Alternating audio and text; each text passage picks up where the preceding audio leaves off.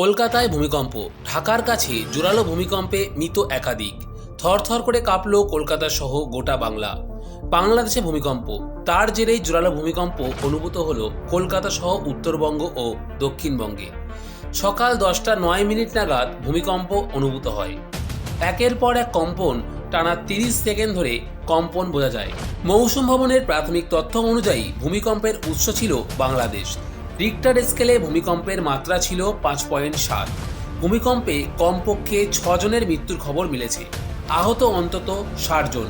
প্রাথমিকভাবে মনে করা হচ্ছে বাংলাদেশে এই ভূমিকম্পের কেন্দ্রস্থল ছিল। ঢাকা থেকে 24 কিলোমিটার দূরে নরসিংদীতে ভূপৃষ্ঠের 10 কিলোমিটার গভীরে উৎসস্থল ছিল। উৎসস্থল অগভীর হওয়ার জন্য কম্পন আরও জোরালো অনুভূত হয়েছে। বাংলাদেশ, পশ্চিমবঙ্গের পাশাপাশি অসমেও ভূমিকম্প দেখা গিয়েছে। এছাড়া কলকাতার পাশাপাশি শিলিগুড়ি, জলপাইগুড়ি, কোচবিহার, মালদা, নদিয়া ও দক্ষিণ দিনাজপুরে জোরালো কম্পনে কেঁপে ওঠে দুই বাংলা।